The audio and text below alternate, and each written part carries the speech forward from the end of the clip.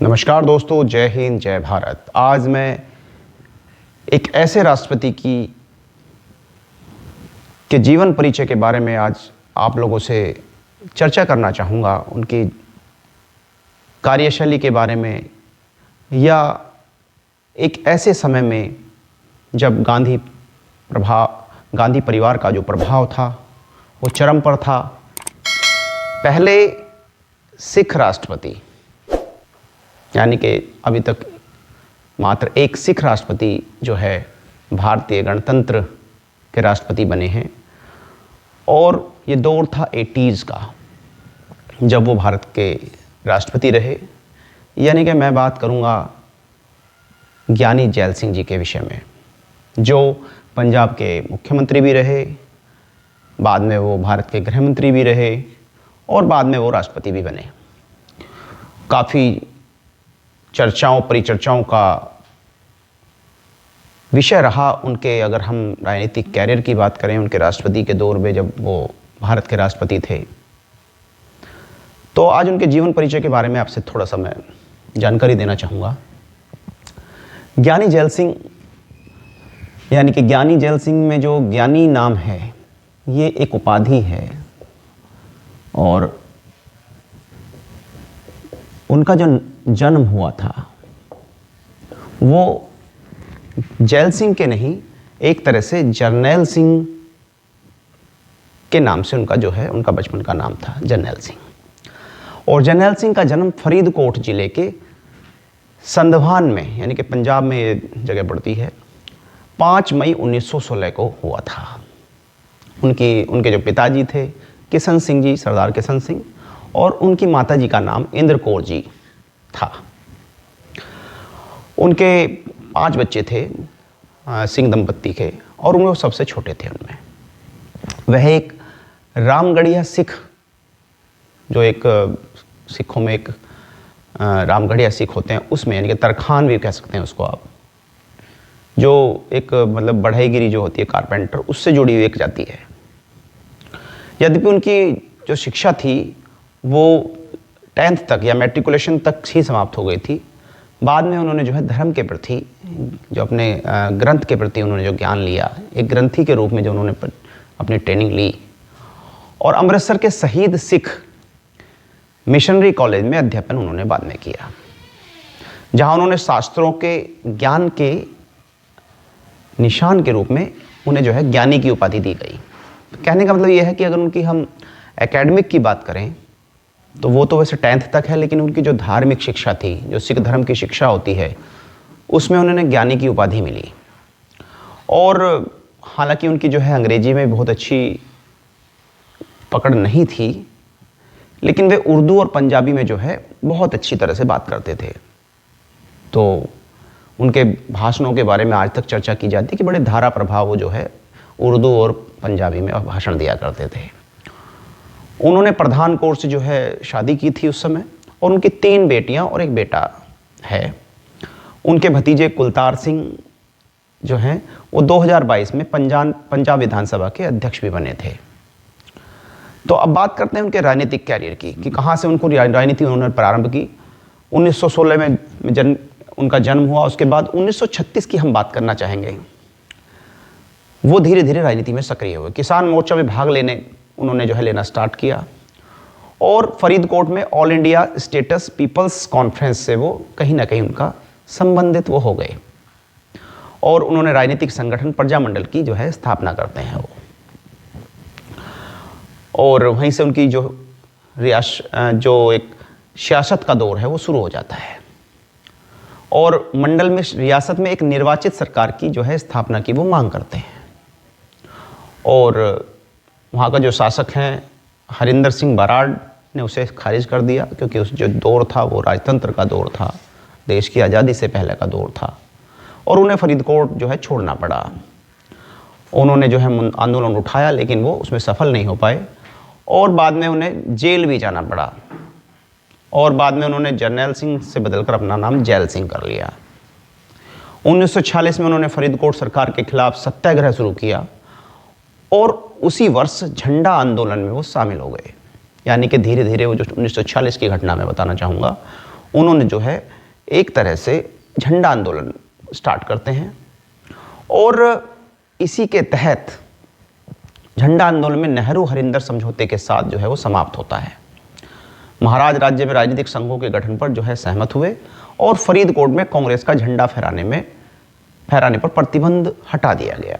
ये मैं बात कर रहा हूँ 1946 की, देश की आज़ादी से पहले की।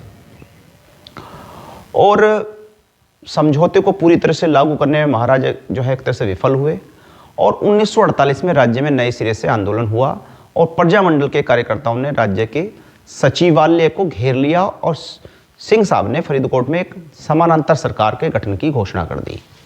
बाद में पटेल साहब का उसमें हस्तक्षेप हुआ और वो आंदोलन जो है समाप्त हुआ। तो यहाँ से उनका राजनीतिक कैरियर शुरू होता है। उसके बाद जब देश आज़ाद होता है तो 1949 में जो तत्कालीन मुख्यमंत्री थे ज्ञान सिंह रारेवाला, वो उसमें मंत्री बनते हैं, राजस्व मंत्री बनते हैं। वहीं से उनका यानी कि राजनीतिक कैरियर शुरू होता है। 1991 में कर्नल रघुवीर सिंह मुख्यमंत्री बने और जैल सिंह को जो है कृषि मंत्री नियुक्त किया जाता है। तो ये दौर जब था जब वो राज्य की जो सरकार थी उसमें कहीं ना कहीं उनका इन्वॉल्वमेंट था, कहीं ना कहीं वो शामिल थे। बात आती है 1972 के आसपास। तो 1972 में पंजाब विधानसभा जो है चुनाव होता है और वो आनंदपुर साहिब निर्वाचन क्षेत्र से चुने जाते हैं। कांग्रेस पार्टी ने बहुमत हासिल किया और ज्ञानी जैल सिंह को मुख्यमंत्री बनाया और उन्होंने शपथ दी 17 मार्च 1972 को। शुरू से ही सिंह ने खुद को सिख धर्म के चैंपियन के रूप में जो पेश किया था, कुछ हद तक क्योंकि वो प्रमुख जाट जाति से संबंधित नहीं थे और अकाली दल पार्टी का मुकाबला करने के लिए भी उन्हें जाना जाता है। यानी कि एक तरह से वो गैर जाट और अकाली दल से उनका कोई संबंध नहीं, ऐसे व्यक्ति के बारे में जाना जाता है जिसमें कांग्रेस भरोसा जताती है। उसके बाद उन्होंने कई योजनाएं भी चलाई। भारत के स्वतंत्रता संग्राम में भाग लेने वालों के लिए आजीवन पेंशन की योजना शुरू की। 1974 में यूनाइटेड किंगडम से उधम सिंह के अवशेषों को वापस लाना, उन्हें फिर जुलूस के रूप में पंजाब ले जाना, ये सब उन्हीं के दौर की बात है, उसी के दौरान की बात है। उन्होंने एक ऐसा विषय उठाया और आपातकालीन के बाद सिंह साहब ने जो है संजय गांधी के 5 सूत्री कार्यक्रम की नीतियों का उत्साहपूर्वक लागू किया। यानी कि एक तरह से वो गांधी परिवार के विश्वसनीय बने इमरजेंसी के दौरान। और बाद में जो है इमरजेंसी के 1977 चुनाव में कांग्रेस पार्टी की जो हार होती है, संजय गांधी ने एक सिख नेता की जो है तलाश शुरू कर दी थी और उन्हें वो मिल जाता है क्योंकि उन्होंने उनकी नीतियों का समर्थन किया था। तो 1980 का दौर जब चुनाव होता है 1980 में, तो 1980 में आम चुनाव में इंदिरा गांधी जी के नेतृत्व में कांग्रेस पार्टी जब जीतती है तो उन्हें होशियारपुर से जो है संसद से यानी कि सांसद के तौर पे चुना जाता है और 14 जनवरी 1980 को वो केंद्रीय गृह मंत्री के रूप में सरकार में शामिल होते हैं। यानी कि एक ऐसा कार्यकर्ता जो पहले राज्य सरकार में मंत्री के तौर पे, फिर मुख्यमंत्री के तौर पे और बाद में केंद्र में गृह मंत्री के तौर पे वो शामिल होता है। और इसी दौरान आपको पता होगा कि पंजाब में जो चरमपंथ था, यानी कि जो एक तरह से जो उग्रवाद था, वो कहीं ना कहीं पंजाब जल रहा होता है और उस जलने के कारण एक ऐसे नेता की आवश्यकता होती है कांग्रेस को। कांग्रेस में गुटबाजी और जैल सिंह और दरबारा सिंह के बीच राजनीतिक झगड़ा पंजाब की स्थिति को और जटिल कर देता है। 1980 में निरंकारी गुरु गुरबचन सिंह और सितंबर 1901 में अखबार के दिग्गज लाला जगत नारायण की हत्या में शामिल होने का संदेह था। भले ही उनके खिलाफ कोई जो है गिरफ्तारी वारंट जारी किए गए थे और उस समय हरियाणा राज्य में भिंडरवाले सिंह के निर्देश पर हरियाणा के तत्कालीन मुख्यमंत्री भजन लाल द्वारा खुद को आत्मसमर्पण कर दिया, लेकिन पंजाब में व्यापक अशांति के बाद अक्टूबर में जेल से उन्हें रिहा कर दिया गया। तो भिंडरवाले की रिहाई ने पंजाब पुलिस का मनोबल गिरा दिया और सिख चरमपंथियों के निशाने पर वो आ गए और भिंडरवाले का हौसला जो है और बढ़ गया। इसी तरह राज्य सरकार द्वारा दल खालसा पर प्रतिबंध लगाने के अनुरोध को केंद्रीय गृह मंत्रालय ने रोक दिया। तो इस तरह का जो मामला होता है, इसी दौरान जो है भारत के गृह मंत्री के रूप में सिंह के कार्यकाल को आमतौर पर प्रतिकूल रूप से देखा गया और उन्हें कमजोर और अयोग्य मंत्री के रूप में देखा जाता है कि वो उसमें सफल नहीं हो पाए, वो कहीं ना कहीं पंजाब में सफल नहीं हो पाए।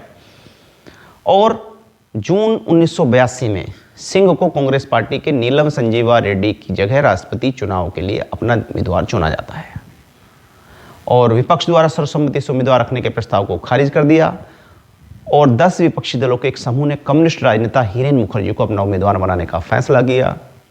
सिंह के नामांकन को सिखों के प्रति एक इशारे के रूप में देखा गया। ऐसे समय में जब खालिस्तान के लिए अलगाववादी आंदोलन लोकप्रियता हासिल कर रहा था, हालांकि इसका उद्देश्य सिंह को सक्रिय राजनीति से बाहर रखना भी था और जिसमें सिंह के कट्टर विरोधी दरबारा सिंह के केंद्र के हस्तक्षेप के बिना पंजाब सरकार चल सके। तो एक तरह से गांधी परिवार की उनकी जो वफादारी थी उसमें वो राष्ट्रपति का चुनाव लड़ते हैं और वो भारत के राष्ट्रपति बन जाते हैं। यानी कि एक तरह से 12 जुलाई 1982 को जो निर्वाचन मंडल में संसद के 776 जो सदस्य थे, 756 जो सदस्य थे और जो उसमें जो विधानसभाओं के 3,827 जो सदस्य थे, 15 जुलाई को वोटों की गिनती हुई और सिंह ने 7,54,113 वोटों या 72.7% के साथ विजेता बनकर वो उभरे।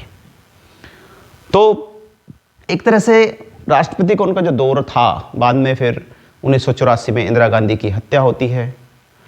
उस हत्या के कारण जो है वो तब उस दौरान मौन रहे, उसमें उनका कोई हस्तक्षेप नहीं रहा। बाद में जो एक तरह से जब उनको जो है उनका जो दौर रहा, एक तरह से वो गांधी परिवार के प्रति तो उनकी वफादारी दिखाई दी, लेकिन कहीं ना कहीं सरकार में उनका जो हस्तक्षेप बिल्कुल नाम मात्र को भी देखने को नहीं मिला।